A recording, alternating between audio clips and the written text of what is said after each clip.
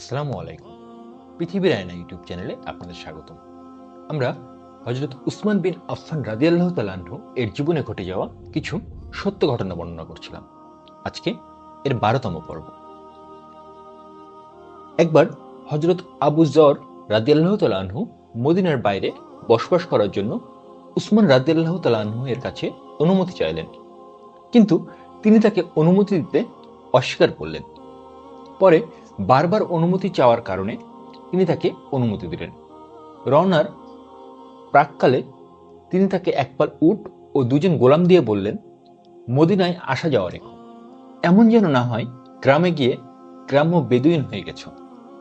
আবু যর রাদিয়াল্লাহু তাআলা আনহু তখন রাবায় চলে গেলেন। তিনি সেখানে একটি মসজিদ বানালেন।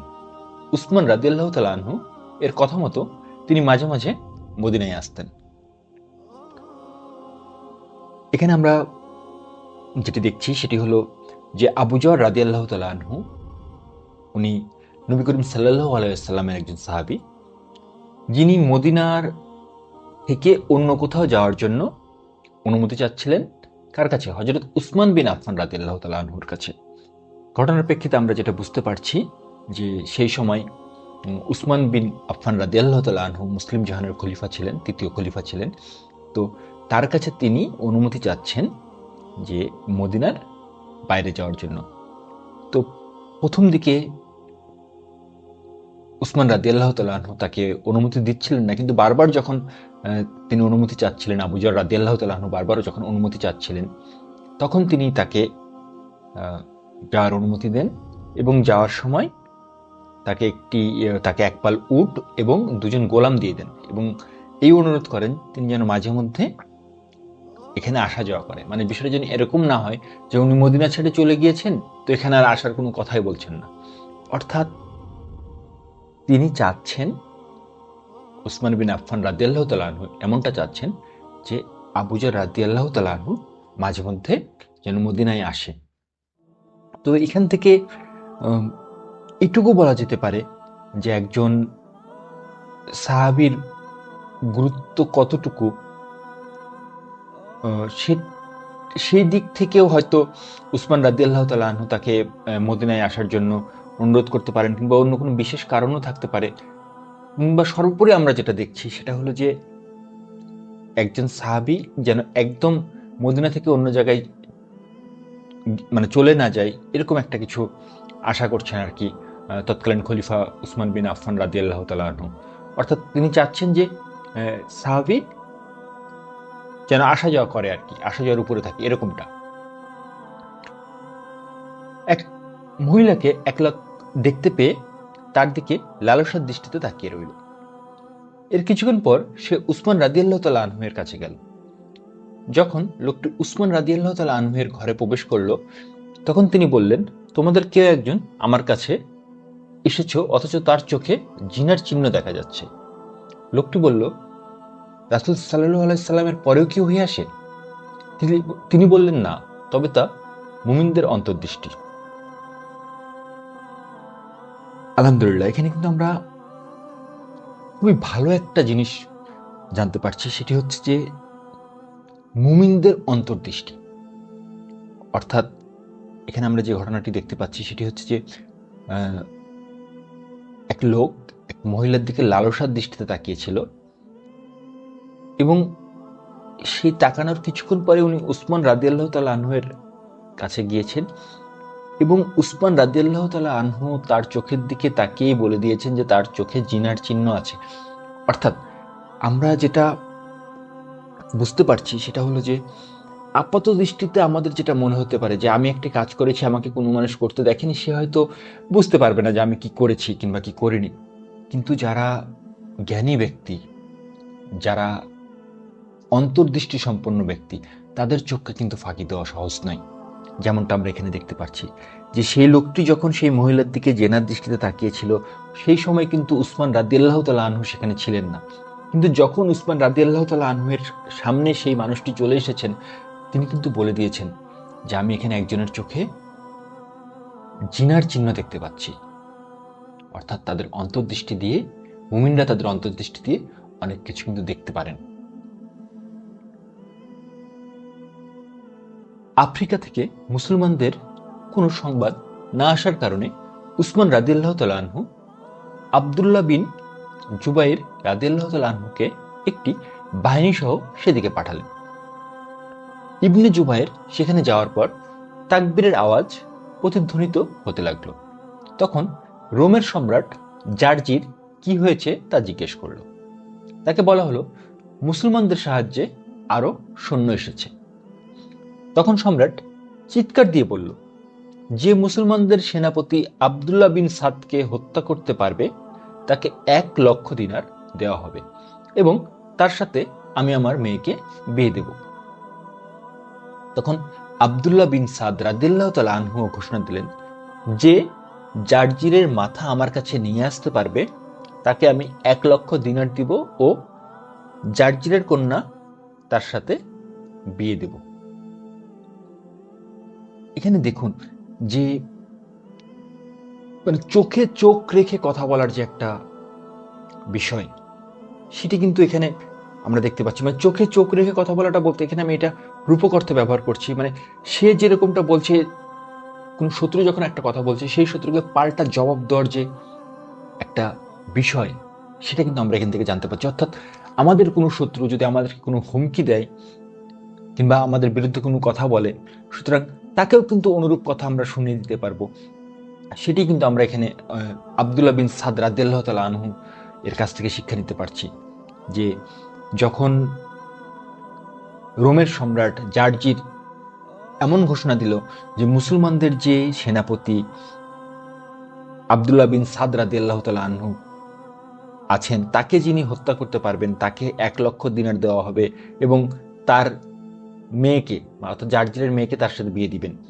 ঠিক এই কথা শোনার পরে কিন্তু মুসলমানদের সেনাপতি আব্দুল্লাহ বিন সাদও একই রকম ঘোষণা দিলেন যে জার্জিরের মাথা তার কাছে নিয়ে আসতে পারবে তাকে সে 1,00,000 দিনার দিবে, সেই সাথে জার্জিরের কন্যাকেও দিবে, তার সাথে বিয়ে দিবে। আলহামদুলিল্লাহ। যুদ্ধ প্রতিদিন সকাল থেকে দুপুর পর্যন্ত চলত। তখন আব্দুল্লাহ বিন জুবাইর রাদিয়াল্লাহু তাআলা আনহু যুদ্ধকে দুপুরের পরেও চালিয়ে নিতে পরামর্শ দিলেন, যাতে করে রোমের সৈন্যরা বিশ্রাম নিতে না পারে। এ কারণে তিনি সৈন্যদলকে 2 ভাগে ভাগ করলেন। একদল দুপুরের আগ পর্যন্ত যুদ্ধ করবে, আর একদল দুপুরের পরে যুদ্ধ করবে। এখানে দেখুন একটি জিনিস আপনাদের অবশ্যই জানা আছে হয়তো, কিংবা না থাকলে আমি আরেকবার মনে করিয়ে দিচ্ছি যে যুদ্ধ কিন্তু একটি কৌশল। অর্থাৎ যুদ্ধের বিষয়টা কিন্তু এরকম না যে আপনার অনেক বেশি সৈন্য আছে, আপনার কাছে অনেক বেশি অস্ত্রশস্ত্র আছে, এর ফলেই যে আপনি যুদ্ধে জিতে যাবেন তা কিন্তু নয়।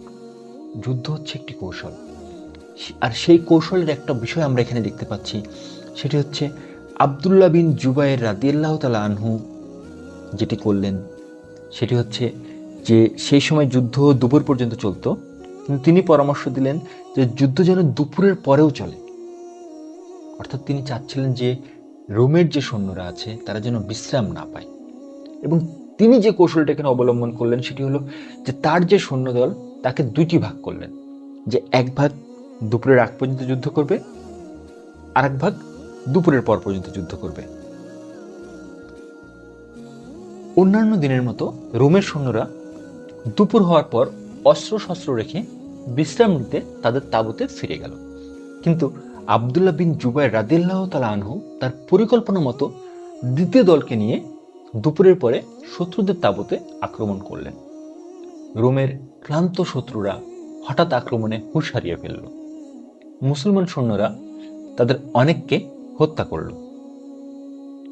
আব্দুল্লাহ বিন জুবাইর রাদিয়াল্লাহু তাআলা আনহু রোমের সম্রাট জার্জিরকে হত্যা করে তার মেয়েকে নিয়ে আসলেন।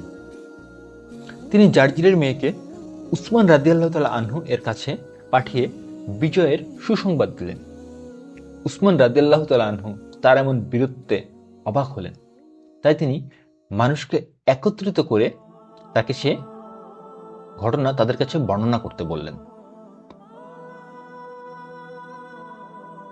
তাহলে এখানে যে বিষয়টি হলো সেটি হলো যে আফ্রিকা থেকে মুসলমানদের কোনো সংবাদ যখন আসছিল না, ঠিক তখন উসমান রাদিয়াল্লাহু তাআলা আনহু আব্দুল্লাহ বিন জুবাইরকে একটি বাহিনী সহ সেখানে পাঠালেন, যে সেখানে বর্তমানে যে মুসলমানরা রয়েছে তাদেরকে যেন তিনি সহযোগিতা করতে পারেন।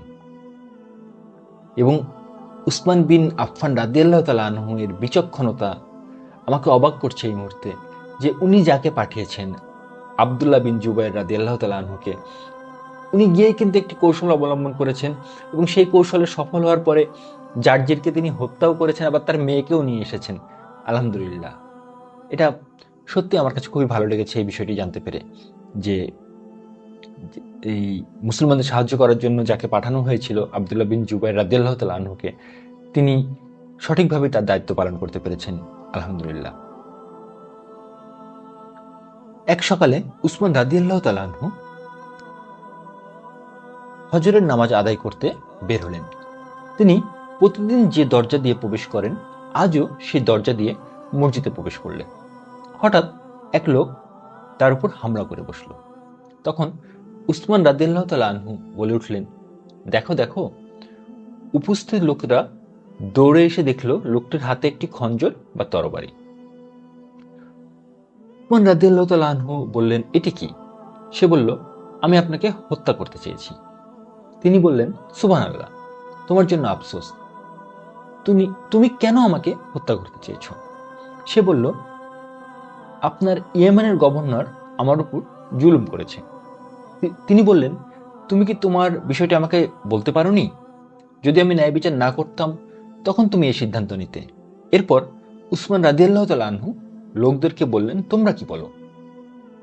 তারা বলল, আমিরুল মুমিনিন, এ হচ্ছে শত্রু, আল্লাহ তাকে আপনার হাতে ধরিয়ে দিয়েছেন। তিনি বললেন, বরং আল্লাহ ওর এক বান্দা, সে গুনাহ করতে চেয়েছে, আল্লাহ তাআলা আমার দ্বারা তাকে গুনাহ থেকে বাঁচিয়ে দিয়েছেন। তারপর উসমান রাদিয়াল্লাহু তাআলা আনহু লোকটিকে এ শর্তে ক্ষমা করে দিয়েছেন যে তিনি যতদিন খলিফা থাকবেন ততদিন সে মদিনায় প্রবেশ করতে পারবে না। আসলে কিছু বিষয় আছে যেগুলো বর্ণনা করতে গেলে এরকম ভাষা খুঁজে পাওয়া খুব কঠিন, যেটা কিভাবে বর্ণনা করব। যে প্রথম কথা হচ্ছে, যে লোকটি হত্যা করতে এসেছে সে যখন ধরা পড়ে গেল, সে কিন্তু অন্য কোনো কিছুর আশ্রয় নেয়নি, মানে ছলচাতুরের আশ্রয় নেয়নি। সে সরাসরি বলেছে যে আমি আপনাকে হত্যা করতে এসেছি। হত্যা করতে কেন এসেছে, কারণটা কি? কারণ উসমান রাদিয়াল্লাহু তাআলা আনহু ইয়েমেনে যে গভর্নর নিযুক্ত দিয়েছেন, সেই গভর্নর নাকি তার উপর জুলুম করেছে। তো এই প্রেক্ষিতে উসমান রাদিয়াল্লাহু তাআলা আনহু তাকে বললেন যে তুমি তো আমার কাছে এসে বলতে পারতে, তার বিষয়ে আমার কাছে জানাতে পারতে, তারপর আমি যদি তোমাকে ন্যায় বিচার না করতাম তখন তুমি আমাকে হত্যা করার সিদ্ধান্ত নিতে। মানে কত সুন্দর সাবলীলভাবে কথাবার্তা বলছেন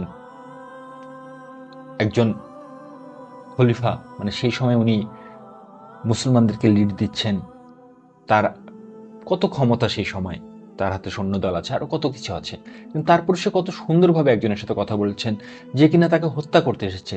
আসলে খলিফা বলে বলবো না, নবীর সাহাবী যারা ছিলেন তাদের ব্যবহার যে কতটা চমৎকার, কতটা সুন্দর, এটা যদি আমরা তাদের জীবনী না পড়ি তাহলে আসলে আমরা জানতে পারবো না। কিংবা শুধু জীবনী পড়েই যে আমরা জানতে পারবো তাও না, উপরওয়ালা যদি আমাদেরকে সেই সুন্দরভাবে বোঝার তৌফিক না দেন তাহলে হয়তো আমরা বুঝতেও পারবো না আর কি। যাই হোক, তিনি কিন্তু তাকে পরবর্তীতে ক্ষমা করে দিয়েছেন, তবে একটা শর্ত দিয়েছেন যে উনি যতদিন খলিফা আছেন ততদিন সে মদিনায় আসতে পারবে না। আজকের মতো ঘটনা এ পর্যন্তই। এরকম আরো ঘটনা জানার জন্য এবং শোনার জন্য কাইন্ডলি আমাদের সাথেই থাকুন। ধন্যবাদ।